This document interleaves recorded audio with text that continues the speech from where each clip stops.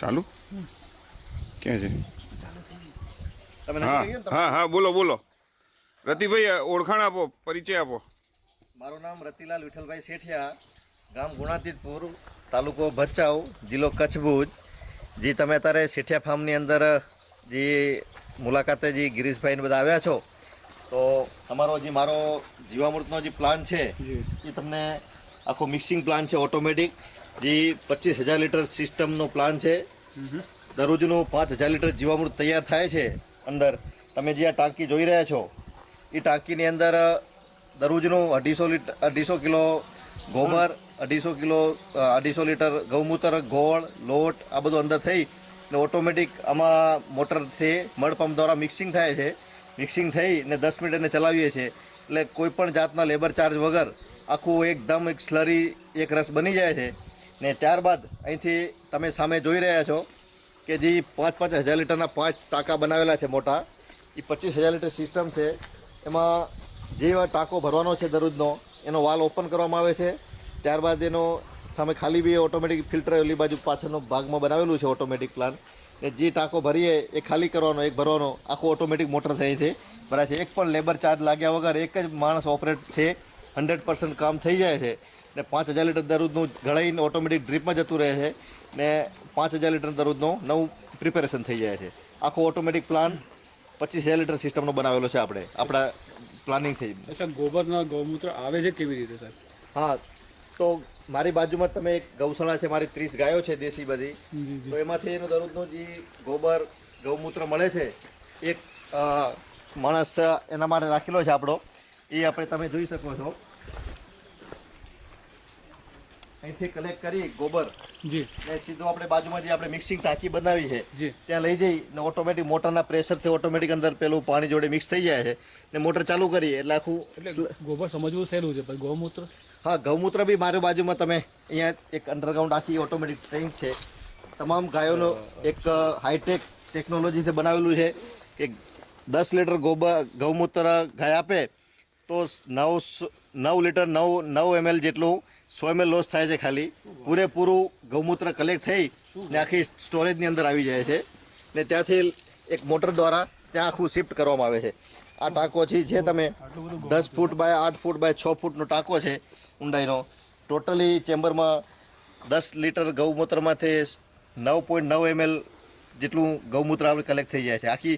ને underground system છે, બિલકુલ બહાર ગંદકી નહીં થાય, બિલકુલ એમાં કોઈ ખરાબી કચરો કંઈ નાલીમાં ભરાતો નથી. લો મેન્ટેનન્સ, બિલકુલ આખું ગૌશાળાનું મેન્ટેન કરેલું છે. અને આ ફિલ્ટર કઈ રીતનું બનાવ્યું છે સાહેબ, જે તમે આ ફિલ્ટર બાબત થોડુંક પ્રકાશ હા, પાડો? હવે તમે પાછળ જે બાજુ જે આપણે બેક સાઈડ આવે જોયેલું છે, તો હજી તમે 5 ટાંકાની અંદર જે વાલ દેખાય છે ઉપર, જે 2 ઇંચના વાલ મૂકેલા છે, એ તળિયેથી એના જે ટાંકાની ઉપર 1 ફૂટ ઉપરથી એનું જે સ્લરી એકદમ નેચરલી જે ઉપર આવી જાય છે લિક્વિડ ને અંદર તમે આ જોઈ રહ્યા છો કે અહીંયા ઓટોમેટિક એનું આખું કાંકરી ફિલ્ટર, જે ગ્રેવલ ફિલ્ટર જે ટાઈપના આડું આખું ચાલતું જાય છે.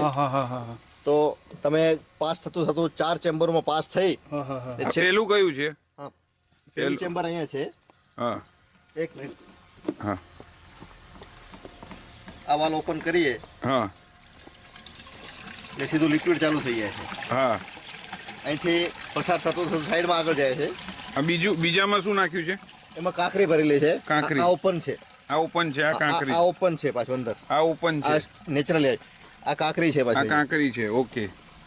આ ઓપન. આ ઓપન છે પાછું. આ ઓપન છે. ને બાજુમાં કાંકરી છે. આ કાંકરી છે. ને લાસ્ટ ચેમ્બર છે. અને સેન્ડ હતી ક્યાંક? ના, સેન્ડ નથી. નોર્મલ ઝીણી ગ્રીટ આવે. ગ્રીટ છે. ઓકે. ઈ અને મૂકેલી પછી છે. નોર્મલ છે આ. હા, આમાં છે અહીંયા. હા હા. જે લાસ્ટ ચેમ્બર છે એ. આ ફાઇનલ છે. આ ફાઇનલ છે. અને આમાંથી તમે પંપ આમાંથી કરો છો? નીચેથી તમે આ જે આઉટલેટ મૂકેલો છે હા. એ લાસ્ટ મોટરમાં હા ઈ સ્ટોરેજ બી અલગ છે. આ મોટર અહીંથી જે આ વાલ ઓપન કરીએ હા એટલે ત્યાંથી સક કરી મોટર હા. એ સીધું મોટર દ્વારા અહીંથી આપણું પાછળનો જે યુનિટ Drip છે, છે. ડ્રીપ યુનિટ છે મારું, હા. ત્યાં સીધું ડ્રીપમાં જતું રહે છે. એટલે આ ટાંકામાં આવી જાય એમાંથી વેન્ચુરી રિસર્ચ થઈ જાય? નહીં, હા. આ આખું એક્સ્ટ્રા છે. આપણે કે સરગવાનો પાન પલાળવા છે, આંકડાના ઓકે, પાન ઓકે. બનાવવા છે, એના માટે. નિમાસ્ત્ર બનાવવા છે, એના માટે અલગ એક સ્ટોરેજ બનાવેલું છે. ચાલુ જ છે ને જો તો? તો આખું સ્ટોરેજ આમાં જે આપણે બનાવવાનું છે એ આમાં બની જાય છે ઓટોમેટિક. આની ઓકે. વેન્ચુરી જુદી છે. હા, એ નીચે છે, નીચે છે. હા આ સમજી લો અમારે આ નળી એના માટે મૂકેલી છે કે આપણે ક્યાંક ફ્લડ પાણી ચાલતું હોય કે ચારામાં ચાલતું હોય તો અહીંથી બી મોટર દ્વારા ક્યાંય આપણે કેન ભરીને ના જવું પડે, કોઈ ટાંકી ભરી ના જવી પડે, સીધી નળી મૂકી દીધી. ત્યાંથી એ ગ્રેવિટીથી જ આવી જાય છે એટલે વેન્ચુરી નથી મૂકી આપણે. ના વેન્ચુરી બિલકુલ નહીં, મોટરના પ્રેશરથી જ જાય છે. બરાબર બરાબર. આપણે એક HP ની મોટર મૂકેલી છે. 1 HP ની હા. તો આમાં કેટલા લીટર ભેગું થાય? 5000 લીટર આવી જાય છે અંદર. એકમાં આમાં કેટલા લીટર? આખું ચેમ્બર જે છે ને હા. એ 5000 લીટર સ્ટોરેજ કરી લે છે. અને ખાલી કેટલા ટાઈમમાં થઈ જાય જ્યારે ચાલુ હોય? એ આપણા ઉપર છે, જેટલું ચલાવવું Control હોય ત્યાંથી હા વાલ્વ છે ઓપન, આપણે કે કયા ફ્લો થી જવા દેવું છે એ આપણા ઉપર ડિપેન્ડ છે. ઓકે. અમે જ્યારે જીવામૃત આપીએ છીએ 10 દિવસે હા હા. ત્યારે પર એકર અમે ઓછામાં ઓછું 500 લીટર જીવામૃત વીકલી 15 દિવસે જેવું ક્રોપની કન્ડિશન પ્રમાણે આપીએ છીએ. બરાબર બાગાયત છે તો વધારે આપીએ છીએ. બરાબર.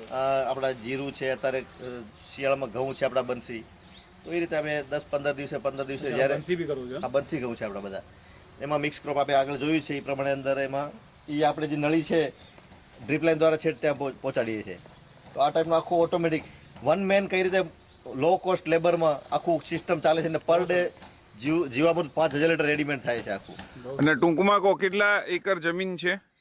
ટૂંકમાં કહું તો મારું 100 એકર જમીન અત્યારે એક જ શેઢાની અંદર એક જ ફાર્મ ઉપર આપણી 100 એકર ને 100% ઝીરો બજેટ નેચરલ ફાર્મિંગ.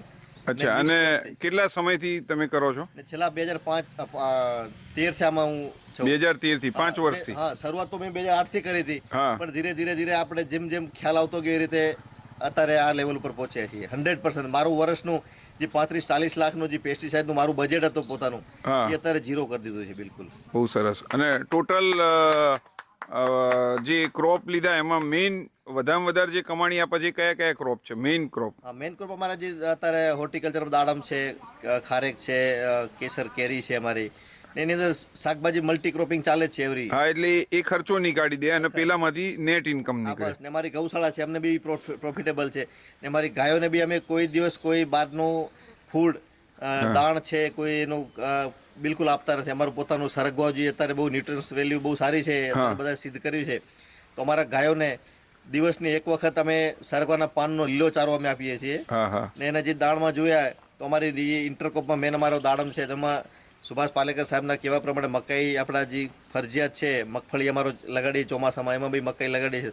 એનો જે મકાઈ નીકળે છે એનો જ અમે એનો દાણ તરીકે અમે ઉપયોગ કરીએ છીએ એનો. એટલે કોઈ બી કેમિકલ બારેથી વાળું કોઈ એનું દાણ છે, કોઈ મેન્યુફેક્ચરિંગ કોઈનું બી અમે રેડીમેડ લેતા નથી. બધું જ અમારું ટોટલી ગાયોના ચારાનું બી અમારું ઝીરો બજેટ જ છે. એનું જે દાણખાનો જે છે એ બી ઝીરો બજેટ છે. અને હાલ દૂધ કેટલું થાય છે સાહેબ? દૂધ અમારું 5 ગાયોમાં? 5 ગાયોમાં દરરોજનું અમારું દૂધ સવાર સાંજનું કરીએ તો એક ગાયની અંદર એવરેજ અમારો 6 થી 7 લીટરનું દૂધ છે એક ટાઈમ. એટલે 12-13 લીટર જેવું એક ગાયનું દૂધ નીકળે છે અત્યારે.